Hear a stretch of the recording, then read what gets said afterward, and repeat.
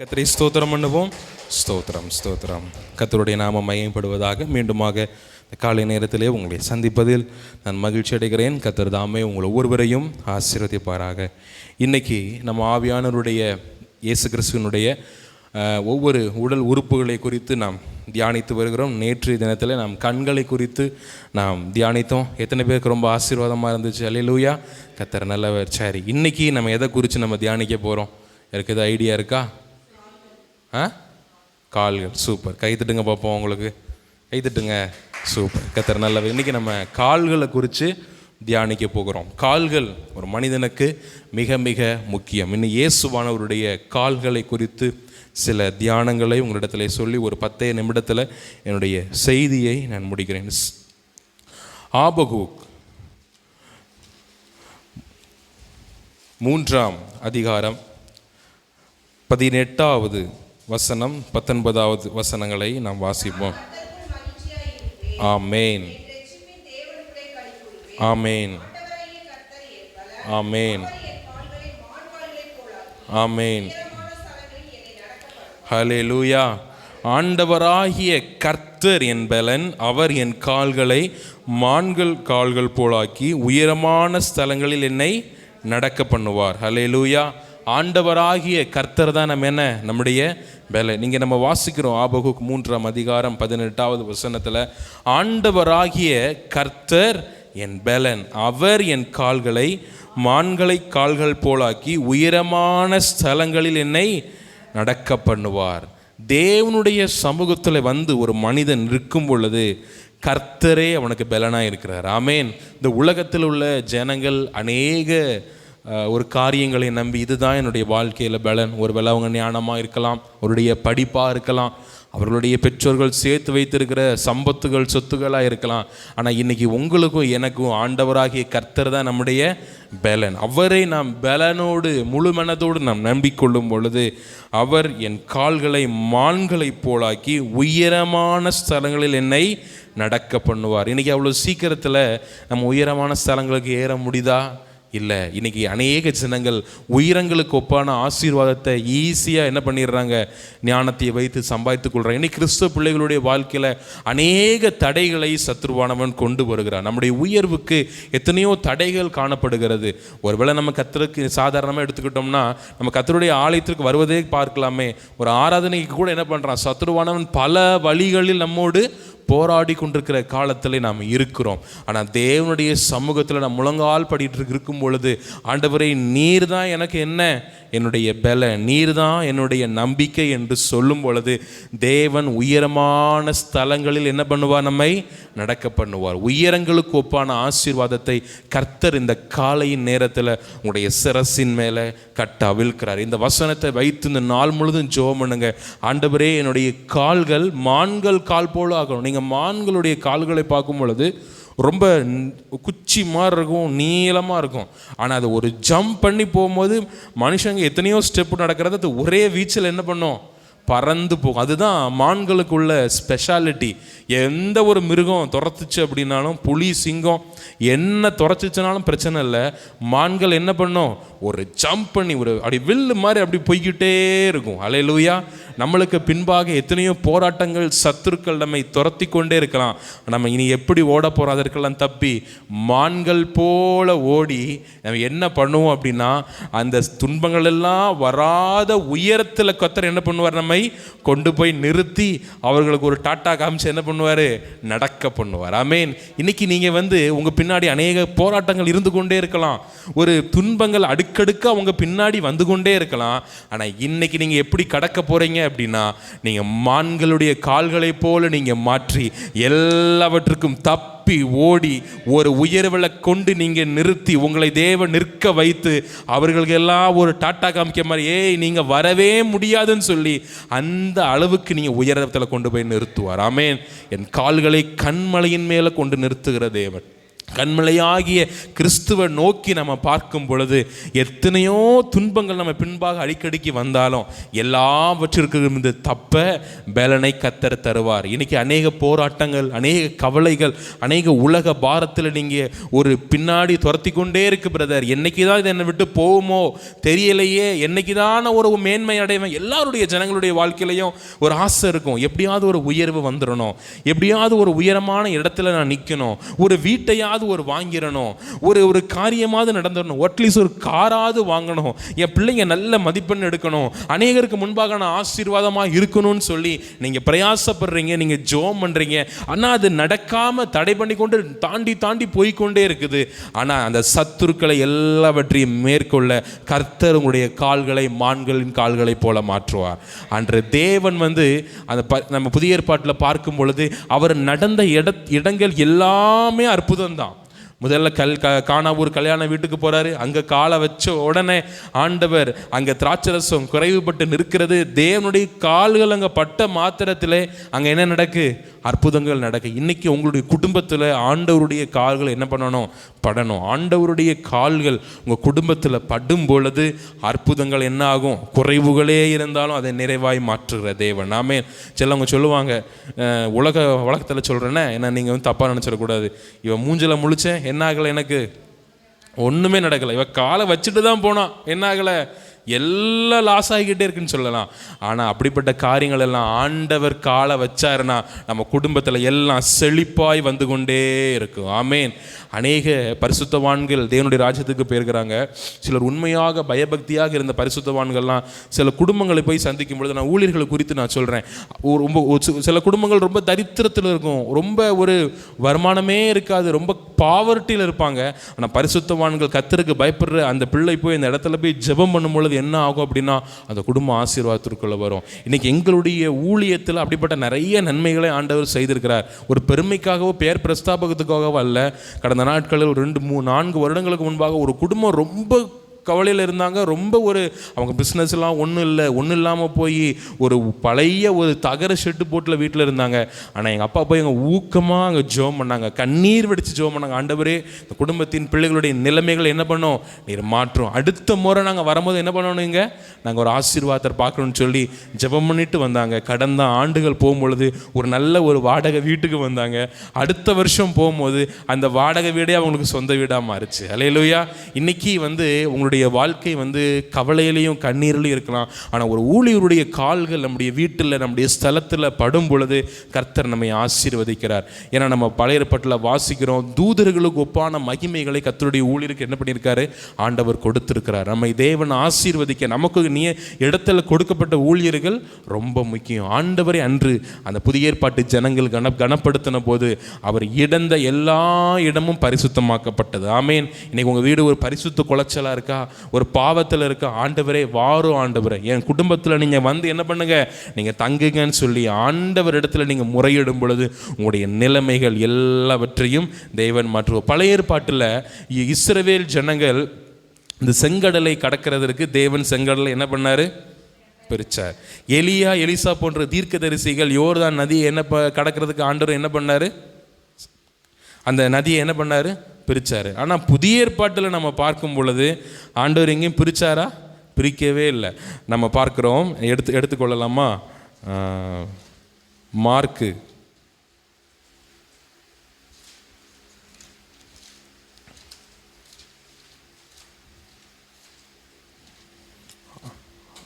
6 நினைக்கிறேன், ஒரு நிமிஷம்.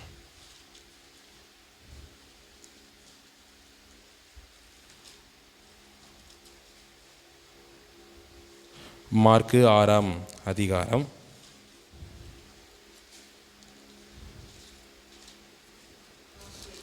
ஆமாம், மார்க்கு 6ஆம் அதிகாரம். நம்ம இதில்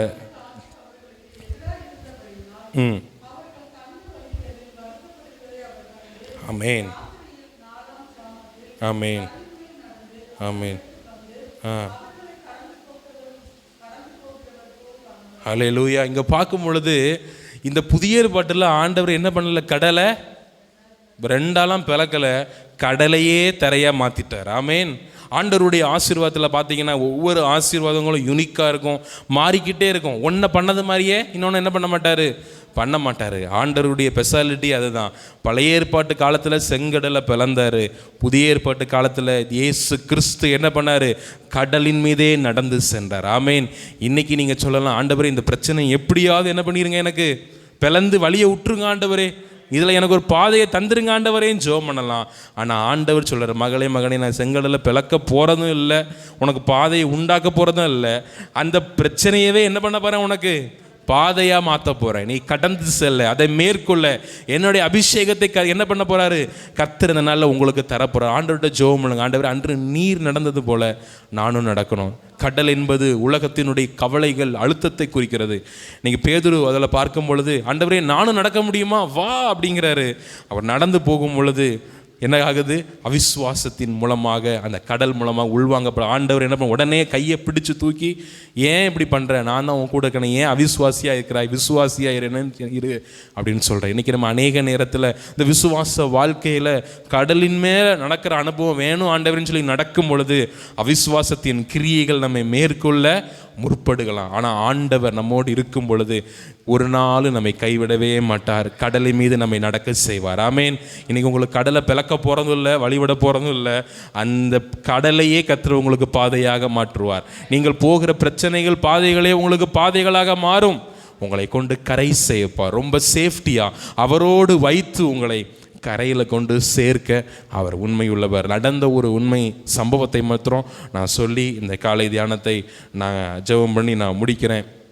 4 வருடங்களுக்கு ஒரு ஊழியம் ஆரம்பித்து கிட்டத்தட்ட 7-8 ஆண்டுகள் ஆக போகிறது. இந்த ஊழியத்தை ஆரம்பிக்கும் பொழுது நிறைய ஜனங்கள் ஒரு குறிப்பிட்ட ஒரு 10 பேர் எங்கிட்ட சொன்னாங்க, நாங்கள் என்ன பண்ணுறோம், இந்த ஊழியத்துக்கு சப்போர்ட் பண்ணுறோம், மாதம் எங்களால் முடிந்த காணிக்கைகளை தருகிறோம், நீங்கள் அதன் மூலமாக இந்த சபையினுடைய தேவைகளை சந்தித்து வாடகை காரியங்கள், எலக்ட்ரிசிட்டி போன்ற காரியங்கள் எல்லாம் நீங்கள் பொறுப்படுத்தி நீங்கள் நடத்துங்கன்னு சொல்லி எங்களுக்கு என்ன பண்ணாங்கன்னா நம்பிக்கை கொடுத்தாங்க, நாங்கள் தந்துடுறோம் அப்படின்ட்டு.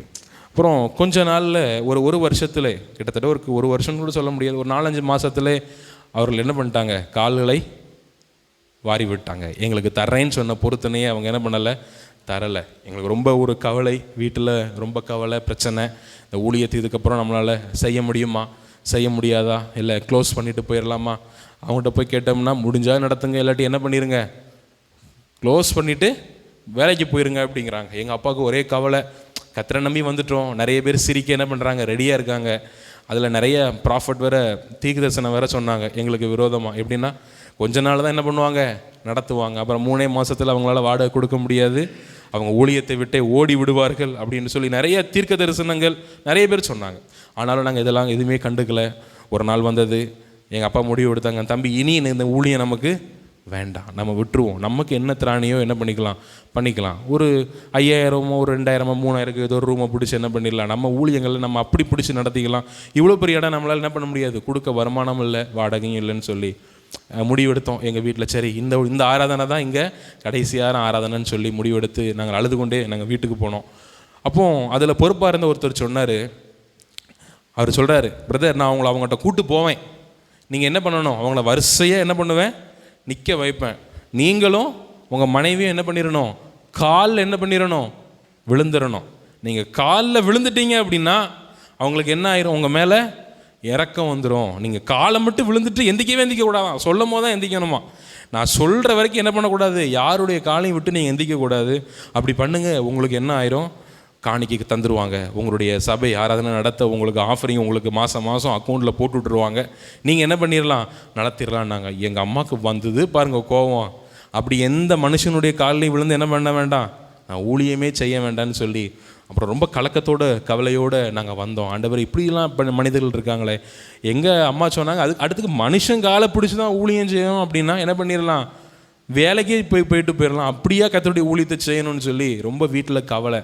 ஆனாலும் நாங்கள் குடும்பமாக ஒரு நாள் கண்ணீர் வடித்து ஜெபம் பண்ணோம், ஆண்டவரே இனி உங்கள் காலை என்ன பண்ணிடுறோம், பிடிச்சிடுறோம், இனி எங்களுக்கு வேறு வழியே இல்லை, இந்த ஊழியம் இதுக்கப்புறம் நடக்கணும், உங்களுடைய சுத்தம் இருக்குது அப்படின்னா நீர் தான் என்ன பண்ணணும், 12,000 வாடகை தரணும், 4,000 கரண்ட் பில்லுக்கு தரணும், நீங்கள் தந்தீங்கன்னா நடத்துகிறோம், இல்லாட்டி எங்களால் என்ன பண்ண முடியாதுன்னு சொல்லி நாங்கள் கண்ணீர் சிந்தி பழைய ஆலயத்தில் நாங்கள் ஜெபம் பண்ணியிருக்கோம். எங்களுடைய கண்ணீரின் ஜெபங்கள் ஒரு நாள் வீண் போகாது. ஆண்டவர் அந்த ஜெபத்தை கேட்டார். ஆமேன். ஜெபத்தை கேட்டு அடுத்த மாதத்திலிருந்து ஒவ்வொரு கொடுக்கக்கூடிய ஜனங்களை தேவன் எழுப்பி கொடுத்தார். மகிமையாக 8வது ஆண்டில் நம்ம நடந்து கொண்டிருக்கோம் அப்படின்னா ஆண்டவருடைய கால்களை பிடித்ததுனால தான். ஆமேன். ஆண்டவருடைய கால்கள் அன்றைக்கி நாங்கள் கைவிட்டிருந்தோம் அப்படின்னா ஊழியத்தையே கைவிட்டு போயிருப்போம். நீங்கள் இந்த ஊழியமும் கைவிடப்படலை. மகிமையாக எத்தனையோ ஜனங்களுக்கு ஒரு ஆசீர்வாதமாக ஒரு கலங்கரை பட்டணமாக தேவன் வைத்திருக்கிறார். இன்னைக்கு ஆண்டவர்கிட்ட ஒரே டிசிஷன், ஆண்டவரே எந்த நிலையிலும் என்ன பண்ணுவேன், நான் உம்முடைய காலை நான் பிடிப்பேன். அன்னைக்கு ஆண்டவர் எங்களுக்கு கற்றுக் கொடுத்த காரியம், இந்த ஊழியத்தில் பல மனிதர்கள் நம்முடைய சபையிலையோ இந்த ஊழியத்தில் ஐக்கியப்பட்டு வருவாங்க போவாங்க. ஆனால் உங்கள் நம்பிக்கையை நீங்கள் யார் மேலே வைக்கணும்? கர்த்தர் மேலே வைக்கணும். நாங்கள் இந்த ஊழியத்தில் பார்த்த வரைக்கும் எந்த மனிதர்களும் நிரந்தரம் கிடையாது. ஏன்னா நிறைய பேர் வந்திருக்காங்க, அப்புறம் டிரான்ஸ்ஃபர் ஆகி வேலை வாங்கி வெளியூர் ஆந்திராவிலேருந்து ஒரு பிரதர் வந்தாங்க, ஆந்திராவுக்கு போனாங்க. அப்புறம் இன்னொருத்தர் கொடைக்கானல்லேருந்து வந்தாங்க. நிறைய ஜனங்களுடைய வேலையின் காரணமாக நிறைய இடங்களுக்கு சொந்த ஊர்களுக்கு போனாங்க. ஆனால் ஒன்றே ஒரு காரியம், ஆண்டவர் மாத்தா தான் சபைக்கு நிரந்தரம். ஆமேன். ஆண்டவரே நாங்கள் முழுமையாக நம்பி இந்த ஊழியத்தை செய்யும் பொழுது கர்த்தர் கைவிடாமல் இம்மட்டும் தேவன் நடத்தினார். எங்களை, நம்முடைய சபையை நடத்தின தேவன் உங்களை ஒவ்வொருவரையும் நடத்துவார். ஒரே காரியம், ஆண்டவரே நான் என்ன பண்ணுவேன், உம்முடைய காலை நான் உறுதியாய் பிடித்து கொள்வேன். உம்மை நம்பி உந்தன் பாதம், அந்த பாட்டு தெரியும்ல உங்களுக்கு, உறுதியாய் பற்றி கொண்டேன், நீ ஒருபோதும் என்னை கைவிட மாட்டார். கர்த்தர் நம்மை கைவிட்டு போக தேவன் அல்ல, கடலிலே நம்மை தத்தளிக்க விட்டு போகிற தேவன் அல்ல, மாறாக நம்மை சீர்தூக்கி நம்மை கரங்களை பிடித்து, நீ ஏன்பா நீ கவலைப்படுற, ஏன் அவிசுவாசமாக இருக்க, நான் தான் உன் கூட இருக்கேனேன்னு சொல்லி நம்ம கரங்களிலே தூக்கி படகுல அமர வச்சு நம்மளை கொண்டு கரை சேர்ப்பார். ஆமாம். இன்றைக்கு உங்கள் குடும்பங்கள் தத்தளித்து கொண்டிருக்கலாம், ஆனால் கர்த்தர் படகில ஏற்றி அநேகருக்கு முன்பாக கொண்டு உங்களை அக்கறையிலே கொண்டு சேர்ப்பார். அக்கறையில் கொண்டு சேர்த்து அநேகருக்கு முன்பாக உங்களை ஆசீர்வாதமாக கனமுள்ள பாத்திரமாக கர்த்தர் உங்களை மாற்றுவார். கண்களை மூடுவோம், ஜெபம் பண்ணுவோம். அன்பின் ஆண்டவரே, நன்றியோடு இந்த காலை நேரத்திலுமே நாங்கள் துதிக்கிறோம். அப்பா ஆண்டவரே, அவிசுவாசியா இராதே, விசுவாசியா இரு என்று சொன்னது போல எங்களுடைய இந்த உலக வாழ்க்கையில் இந்த கடல் போன்ற காரியங்களுடைய கால்களை பிடித்து உள்ளே இழுத்து கொண்டிருக்கிறது தகப்பனே. ஆனாலும் உம்முடைய கரங்கள் எங்களை பிடித்து படைகளை கொண்டு சேர்த்து அக்கறை படுத்தினது போல ஆண்டவரே, எங்களுடைய ஒவ்வொரு சபைக்கு வருகிற மக்களுடைய வாழ்க்கையிலையும், இந்த ஆன்லைன் மூலமாக பார்த்து கொண்டிருக்கிற ஒவ்வொரு ஜனங்களுடைய வாழ்க்கையிலையும் அப்படிப்பட்ட ஒரு ஆசீர்வாதத்தை கொடும். அன்று நீர் கடலின் மேலே நீர் நடந்து சென்றீர், உம்முடைய கால்களால் நீர் நடந்து சென்ற போல இந்த பாடுகள், இந்த பிரச்சனைகளின் மத்தியிலே நடந்து செல்லக்கூடிய ஒரு அபிஷேகத்தை எங்களுக்கு தாரும், ஒரு பலனை எங்களுக்கு தாரும், ஒரு ஆசீர்வாதத்தையும் ஒரு சேமத்தையும் கொடுத்து எங்களை கண்மணி போல் எங்களை பாதுகாத்துக் கொள்ளும். நாங்கள் கடந்து போகிற எல்லா துயரத்தின் பாதைகள் முடிவடைவதாக ஒரு நல்ல படகுகளை எங்களை கூட்டி சேர்த்துகிறீர். சபையாகிய படகுகளை எங்களை கூட்டி சேர்த்திருக்கிறீர். இந்த படகு ஒரு நாள் பரலோக ராஜ்யத்தில் வந்து நிற்கும். அன்னைக்கு இந்த படகுல நம்ம எத்தனை பேர் இருக்கிறோம் தான் முக்கியம். இந்த படகை விட்டு நம்ம இறங்காதபடி ஆண்டவருடைய சமூகத்தில் போய் சேர்ற வரைக்கும் இந்த சபையோடு இருக்கும் பொழுது தேவன் எல்லா விதமான ஆசீர்வாதங்கள், பொல்லாப்புகள், போராட்டங்கள், பிரச்சனைகளுக்கு இருந்து தேவன் நம்மை பத்திரமாக கொண்டு ஒரு நாள் நம்மை கரை சேர்ப்பார். ஒரு நாள் இந்த படகை நீங்க விட்டுறாதீங்க. நீங்க தேவனுடைய சமூகத்தில் உறுதியாய் நிற்கும் பொழுது உங்களுக்கு எல்லா விதமான ஆசீர்வாதங்களை தேவன் கட்டவிழ்த்து கொண்டே இருப்பார். ஆண்டவரே, இந்த கேட்ட சத்தியத்தின்படி எங்களை நடத்தும். உம்முடைய கால்களை நாங்கள் உறுதியாய் பிடித்துக் கொள்ளும்படி, உம்முடைய சமூகத்தை நாங்கள் உறுதியாய் தேடும்படி ஒரு வாஞ்சியை, ஒரு தாகத்தை நீங்க கொடுத்து நீங்க ஆசீர்வதி. நீரை பொறுப்படுத்திக் கொள்ளும், வழி நடத்திக் கொள்ளும், பெரிய காரியங்களை செய்யும். நீர் மாத்திரம் மகிமைப்படும். மீட்பெரும் அருமை இரட்சகருமாய் இருக்கிற இயேசு கிறிஸ்துவின் மூலம் ஜெபங்களை ஏற்றுக்கொள்ளும் அன்பின் பரலோக பிதாவே. எல்லாரும் சேர்ந்து சொல்லுவோம். மாவே கர்த்தரை ஸ்தோத்திரி, என் முழு உள்ளமே அவருடைய பரிசுத்த நாமத்தை ஸ்தோத்திரி. என் ஆத்துமாவே கர்த்தரை ஸ்தோத்திரி, கர்த்தர் செய்த சகல உபகாரங்களையும் மறவாதே. ஆமேன். கர்த்தர் நல்லவர். கர்த்தர் தாமே உங்கள் ஒவ்வொருவரையும் ஆசீர்வதிப்பாராக. நாளை தினத்திலே